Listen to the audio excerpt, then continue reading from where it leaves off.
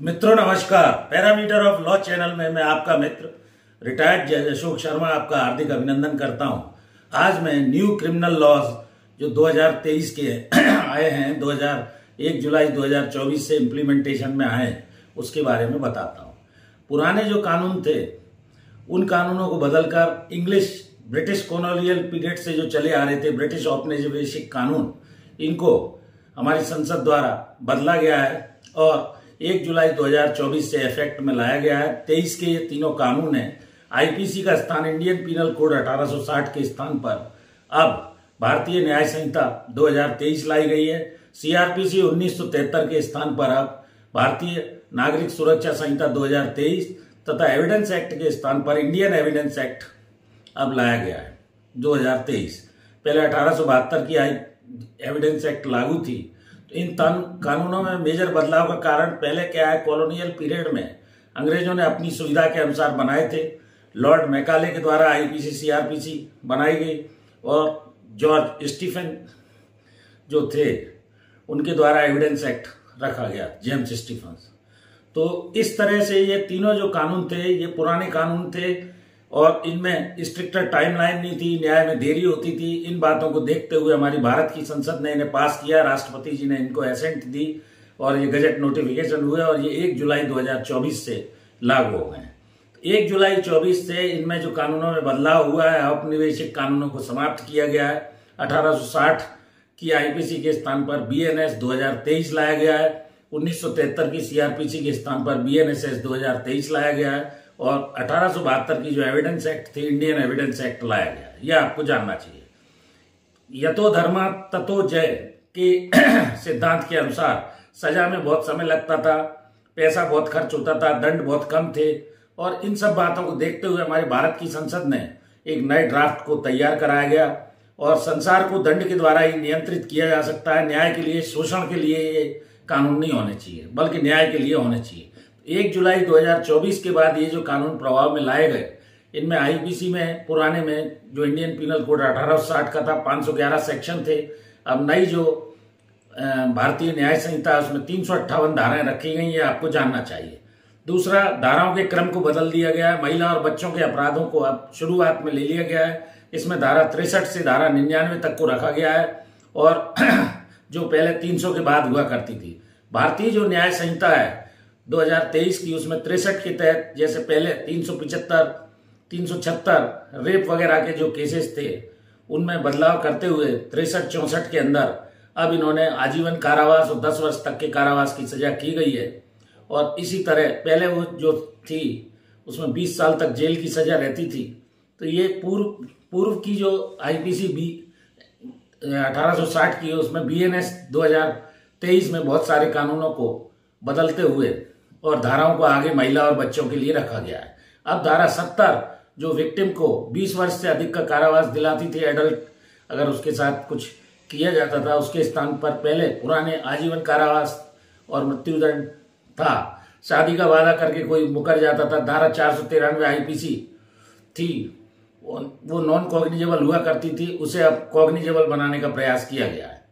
Warrant के बिना भी पुलिस उसमें अरेस्ट कर सकती है। शादी का वादा करके अगर कोई मुकर गया तो उसके अंदर भी ये इन्होंने एक तो उम्र का बदलाव कर दिया है, जैसे अपहरण वगैरह का, ये आपको जानना चाहिए। धारा 372, 373 में बेचने खरीदने के संबंध में जो अपराध थे और इनमें वेश्यावृत्ति के लिए कोई किसी को बेच देता था, इसमें भी सजाओं में परिवर्तन किया गया है। पॉक्सो एक्ट, मॉब लिंचिंग जैसे प्रावधानों को लाया गया है। महिला अफसर अब अनुसंधान करेंगी महिलाओं से संबंधित मामलों को। विक्टिम को बयान की कॉपी 7 दिन के अंदर मेडिकल की कॉपी दी जाएगी, उसको अवगत कराया जाएगा। और जितना भी मॉडर्नाइजेशन है इसमें वेबसाइट पर, सोशल साइट्स पर एफआईआर होगी, 0 एफआईआर होगी। इनकी जो वीडियो कॉन्फ्रेंसिंग से सारी एविडेंस रिकॉर्डिंग की जाएगी। ये सब चीजें आपको जानना चाहिए। दूसरा, इसमें मेजर जो बदलाव किया गया है वो ये है कि अब E0 एफआईआर, EFIR और 0 एफआईआर को अब कर दिया गया। सर्च और जब्ती की वीडियोग्राफी होगी, वर्चुअली प्रत्यक्ष रूप से एविडेंस ली जाएगी और समन वारंट जो पहले भेजे जाते हैं उनके स्थान पर इलेक्ट्रॉनिक मोड से भी भेजा जा सकता है समन अभियुक्त वगैरह को। राज्य को इस बारे में एक स्कीम बनानी होगी, ये सब व्यवस्थाएं की गई है। व्हाट्सएप पे भेजे जा सकते हैं समन वारंट। आतंकवाद को, टेररिज्म का कोई प्रोविजन पहले उसमें नहीं था आईपीसी में, वो इसको बढ़ाया गया है। और कुल मिलाकर जो व्यवस्था की गई है आतंक की रोकथाम आदि के लिए, अलगाववाद को, सशस्त्र विद्रोह में जो लोग रहते थे, कम्युनिटी सर्विस को लाया गया है। धारा 144 का जो सीआरपीसी की थी उसको हटा दिया गया है। कलेक्टर से अनुमति लेनी होती थी, कोई सामूहिक जुलूस निकालना होता था, उस धारा को हटा दिया गया। यौन हिंसा, यौन उत्पीड़न की वीडियोग्राफी की जाएगी। विक्टिम को 90 दिन के अंदर स्टेटस प्रोवाइड कराया जाएगा। 7 वर्ष से अधिक के जो कारावास के केस थे वो अब वापस नहीं लिए जाएंगे। कम्युनिटी सर्विस एक सोशल सर्विस के रूप में सड़कों की सफाई, ऐसा दंड दिया जा सकता है अभियुक्त को। छोटे मामलों में जो 2 साल की समरी ट्रायल थी उसको 3 साल कर दिया गया है। दोषी को सजा दिलाना अत्यंत टेढ़ी खीर था, उसको भी अब इन्होंने 1 जुलाई 2024 से लागू किए गए कानूनों में फॉरेंसिक जांच को बढ़ाया गया है। 157 सीआरपीसी में फॉरेंसिक जांच पहले शामिल नहीं था, फॉरेंसिक जांच अब अनिवार्य कर दी गई है। स्पॉट की वीडियोग्राफी होगी, अपराध में ये सब प्रमाणित करनी होगी, और ये फॉरेंसिक साइंटिस्ट वगैरह की सरकारें नियुक्ति करेगी, इस बल को बढ़ाया जाएगा। तो इस तरह असंगठित जो अपराध थे उसको अब इन्होंने संगठित अपराध के लिए कोई अलग से प्रोविजन नहीं था, उसे बढ़ाया गया है। ज्यादा सजा गैंग के रूप में जैसे कार्यवाही होती थी, कोई नाबालिग के साथ हो गया, 111, 112 सेक्शन भारतीय न्याय संहिता में रखे गए।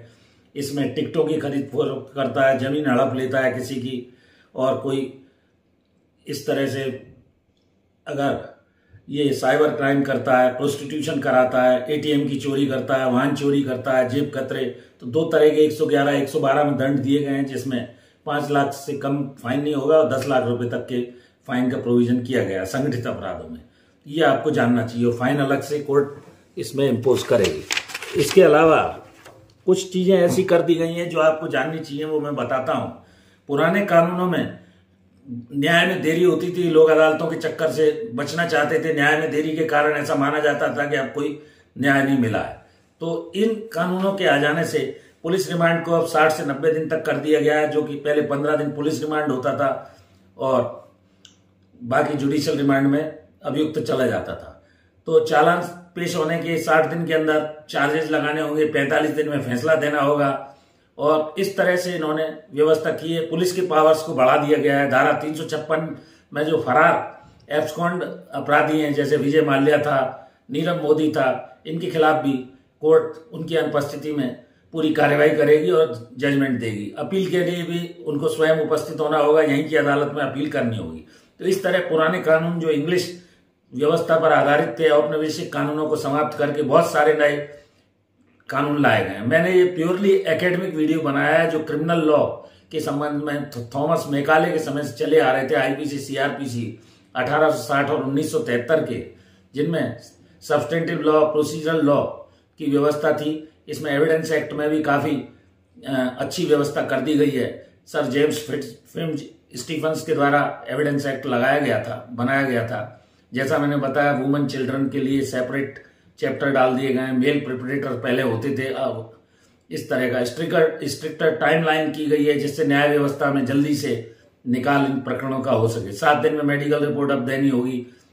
कम्युनिटी सर्विसेज के लिए अलग से, जैसे मैंने बताया, न्यू पनिशमेंट कर दिया है। पुलिस के पावर्स बढ़ा दिए गए हैं। तो इस तरह से कुल मिलाकर नए जो भारत की परिस्थितियों में कानून होने चाहिए थे, उन सब परिवर्तनों को लाकर प्योरली कोशिश की गई है कि न्याय में अब देरी ना हो, सारी जो एविडेंस है वो डिजिटल युग की है, वो सब यूज हो और न्याय लोगों को सस्ता, शीघ्र, सुलभ मिले।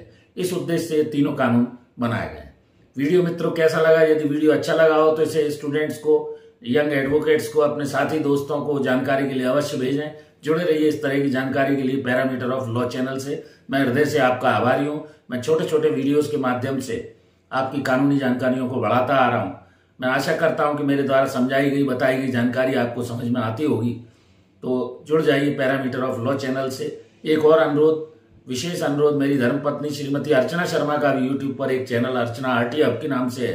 कृपया उसके भी वीडियोस देखिए, लाइक कीजिए, शेयर कीजिए। और इस वीडियो में यहीं तक, फिर मिलते हैं नए वीडियो के साथ। Thank you for watching this video. नमस्कार।